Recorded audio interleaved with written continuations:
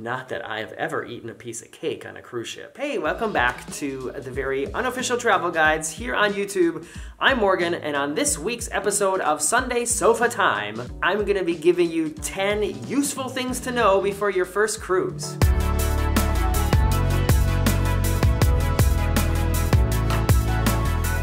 Cruising is a favorite form of vacation for not only me, but a lot of people who watch my videos. I know it because when I post videos about cruising, those are some of the most popular videos on my entire channel, and some of my cruise-related videos are the most popular videos about those things on the whole internet, which blows my mind. And I just booked my next cruise, and my mom is coming with me, and it's gonna be her first time ever on a cruise ship, which gave me the idea to come up with like some helpful tips for the first time. And that's what we're talking about today, starting with take less clothes than you think you're gonna need. And this is something that I know other people will confirm.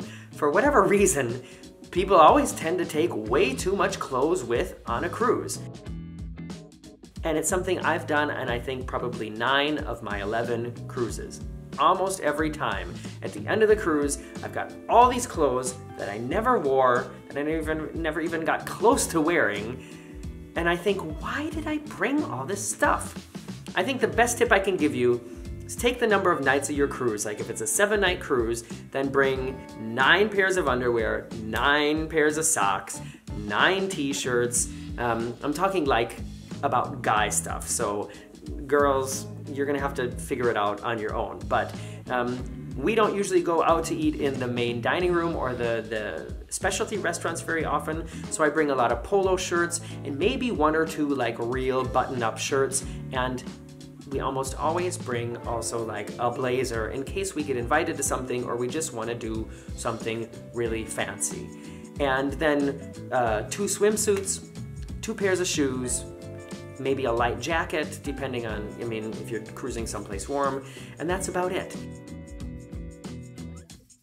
You don't need to bring, a lot more than that, and for some reason, I always do, and other people do as well. So I've read this on other sites as well. When you're packing for your cruise, as soon as you're finished packing, take half of the stuff out of your suitcase, and then you'll be good. The next tip I can give you, and I don't know if I said this already, but these are not necessarily in any particular order, but the next tip is research your ports in advance. So unless you're doing a transatlantic cruise where you like boarded in Miami and then you're on the cruise for like 14 days and you get off of the ship in Barcelona, your ship is gonna be stopping at certain ports. That's one of the great things about going on a cruise vacation is you wake up in a different port every day, or almost every day. And I think one of the ways that you can really sort of, waste that opportunity is by not doing your research in advance and figuring out what there is to do in each of the harbors that you're visiting and what it is that you want to do from those things. So do your research in advance, either by looking at what the cruise line has to offer, talk with your travel agent about what excursions they recommend, or just, search the internet. My next tip is something to do with money, and that is to check your onboard account every day. On most cruises, you pay this big lump sum in advance, and then so much of what is offered on board is included in the price of your cruise, so you don't really have to be thinking about that. And if you're on a cruise like with Norwegian Cruise Lines, a lot of times the drink package, or a form of the drink package, is included in the price of your cruise, so you don't even have to be thinking about paying for the colas and the martinis and everything you're drinking because it's all included. However, not every line is like that. On a lot of cruise lines, you have to pay for each drink individually. There's always some restaurants that cost a little bit extra. There's certain, snacks, depending on where you get them, that might cost extra. And if you book an excursion through the cruise line, that's gonna cost extra as well. If you go get some kind of treatment or a massage in the spa, that's gonna cost extra. And here's the thing, the people working on cruise lines, they also make mistakes. And something might show up on your onboard account that is not correct. And on every cruise I've been on, there's always a huge line of people at the reception on the last night or early in the last morning because they found something on their account that they need to get corrected, or that they don't understand, or I don't know why it is, but it's always like that. And that's why we always look at our account every night, and you can usually do it over the television, just to make sure that there's nothing on there that we're confused about, because you don't want to be stuck in that line on the last night or early in the morning, worried if you're going to have time to get this all worked out before you leave the ship. If it's, you know, like the third night of the cruise and you see they accidentally charged you twice for that fantastic massage you got or something, then you have, you know, the next 4 days or whatever to get that worked out. Much less stress, highly recommended. The next thing I want to tell you also has to do with money, and that is make sure you know about what the policies are for gratuities on the ship you're going to be on.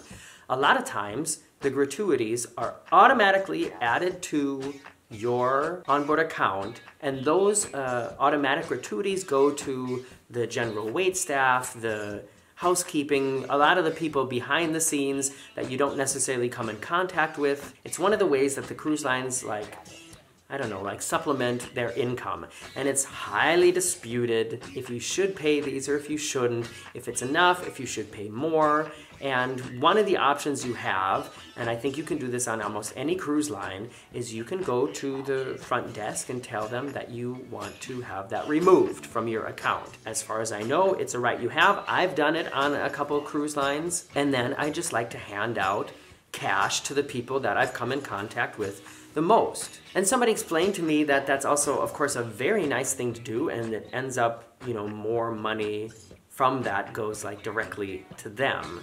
However, there's a lot of people behind the scenes then that also worked on you having a great vacation that don't end up getting anything from that. And so that's kind of a pity. And that's why other people say definitely do these onboard tips that are automatically deducted, because then you take care of everybody. And most of the time, and this is where it can really get tricky, most of the time, if you don't have a drink package and you're paying for each individual drink, then a gratuity will be automatically added to that bill. So make sure that you're not tipping double unless you really want to.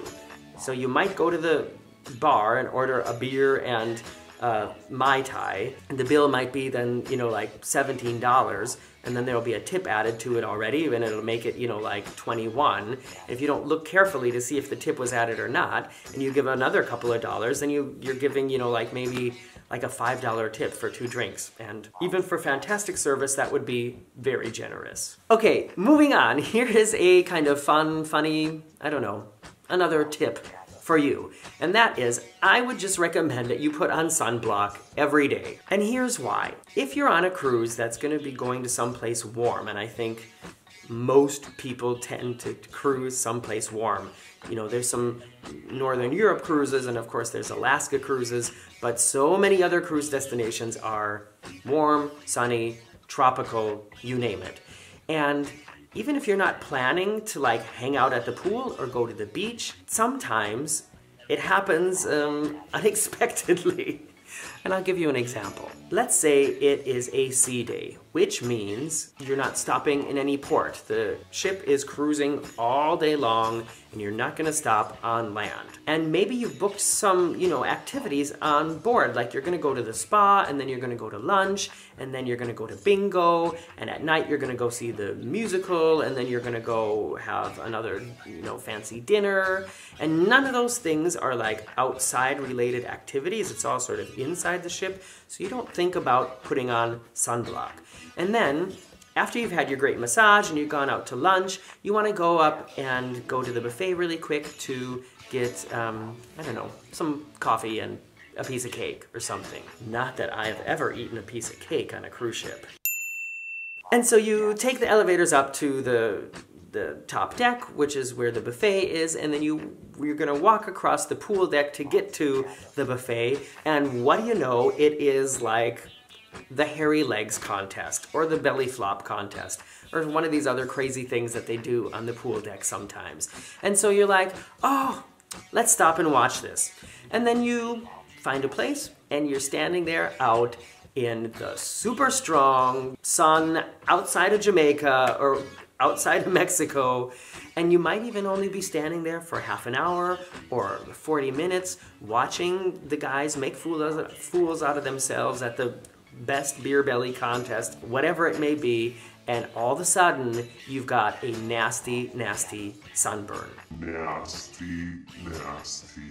Things like that can happen so easily, unexpectedly on the ship just because, like I said, you might not be planning to spend any time outside, but inadvertently it could happen and then you're screwed. So just put on sunblock every day and then you don't have to worry about it. Here's another thing to sort of make sure that you stay happy and healthy, and that is just make sure you drink a lot of water, especially if you're cruising someplace warm, and especially if you've got the free drink package. Because your body needs, something other than just alcoholic beverages, first of all. Other than coffee, soda, and alcoholic beverages. Might be good to, drink some water or some iced tea or something, maybe in between every 2 or 3 cocktails. I prefer to do it between every cocktail just to make sure that I don't feel like crap the next day, because you really don't want to have a hangover on a cruise ship.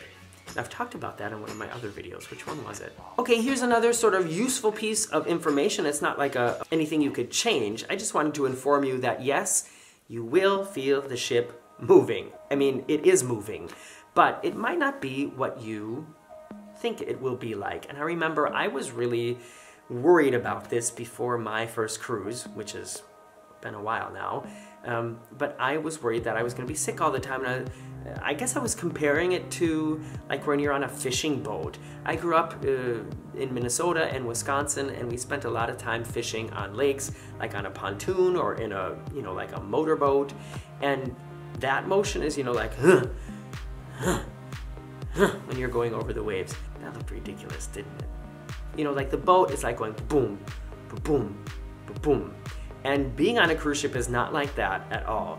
Most modern ships are so gigantic, and they have stabilizers and all these things that make sure that when you do feel the ship moving, it's still a relatively slow and balanced shift.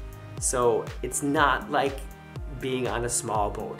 It's more like you just feel the floor sort of like slowly tilt, and then you're kind of like, oh, the ship's moving. And then you feel it slowly tilt back the other way, and you're like, oh, we're moving back the other way. And that's what it's like. In all the cruises I've been on, there were only two times where it was kind of crazy, and one of them it was over shortly. I don't know exactly what happened that night. And the other time was in the Mediterranean in a bad storm, and that was pretty intense. It was funny for like, I don't know, 5 minutes, and after that it was really, I didn't enjoy it at all. I was like, this is not cute.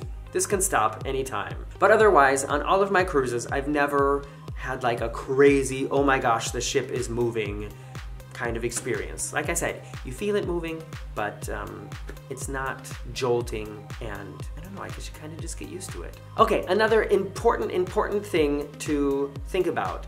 Make sure that you have the proper documents before you leave for your cruise. What I'm saying is, cruising is a special sort of maritime travel, and some cruise destinations require certain kinds of documents. And if you don't have those documents, you are not getting on the cruise, and the cruise line is not gonna refund your money. I created a video for cruiseline.com about if you need a passport to cruise or not. So you can check out the link in the description below if you wanna see that. And here's another thing that you need to be really careful of. If you are a single parent and your child has a different name than your last name, then you're gonna need to bring a lot of documents to really verify that that child is yours and that you are allowed to like leave the country with them. I mean, that's not only for cruising, that would be for any kind of international travel. So just make double sure, or just double check that you have the right documents for your cruise. And you can do that by asking your travel agent or contacting the cruise line directly and checking out the website. All right, we're getting close to the end. I've only got 2 more for you, and one of them, well, you know what? Both of them kind of are similar. The one I want to talk about now is make sure that you are on time, because the ship will not wait for you. I've seen it on so many cruises in so many ports, people literally running back to the ship at the last minute because I don't know, because why? What is it that happens in these ports that always makes people late? We are always so paranoid that we get back so early, and I guess we kind of waste some time that way. But think of how much money you've spent on this holiday, on this vacation, and don't ruin it by missing the boat, because anybody who's watched videos about cruising on YouTube knows that people get left behind in ports all the time. And then it's going to be your responsibility to somehow, without enough, without all your stuff, try to get either back home or to the next port where the ship is stopping. And that is not something you want to do on vacation. So double check the time that you need to be on board. Double check to make sure that there isn't a time difference and that you forgot to set your watch back. Do not be late and ruin your vacation by missing the ship. And the final thing I want to talk to you about also has to do with missing the ship, and that is just don't miss the start of your cruise. And you could do that by not bringing the right documents, but you could also do it by not even making it to the port. And so that's why I highly recommend to always get to your cruise port, the place where the cruise is beginning, the day before it begins, especially if you're traveling in the winter. Because if there's all sorts of like winter travel problems and flights are getting delayed, then at least you have, like another 24 hours time to figure out how you're gonna get there. If you missed your ship due to, travel chaos, chances are the cruise line is not gonna refund your cruise either. Okay, those were my 10 useful bits of information before your first cruise, and now comes the time where I comment on your comments in the comments under my video from last week. In last week's Sunday Sofatime, I talked about how somebody almost died on a cruise ship bus next to me because they were having an allergic reaction. If you want to hear about that, it's linked in the description below, or look at my Sunday Sofatime playlist or Sunday Storytime playlist. And so many people wrote in the comments that they've been in similar situations, or that they also have a really crazy food allergy. And yeah, I feel sorry for those people. And it's kind of scary. It can pop up at any time. All right, let's go through here. I killed it with fire, writes anaphylactic shock, which is a violent allergic reaction. I see it all the time at work. People find out about new allergies all the time at all ages. Food-wise, it can be all sorts of things. It could have been the fish, could have been a spice used, a certain nut or fruit in the recipe. Heck, he could be allergic to stinging insects like bees and got stung without noticing it. That's true, that can always happen. The only lesson I see is get tested for allergies occasionally, and if you have an anaphylactic reaction, carry an epinephrine auto-injector like an EpiPen. Other than that, enjoy life. Yeah, I think that's really what you gotta do. Rob V says, I love the story, Morgan. I almost spit out my coffee when you were talking about the bus driver and him getting back in his seat to race to the harbor and then driving up to the ship. It was crazy.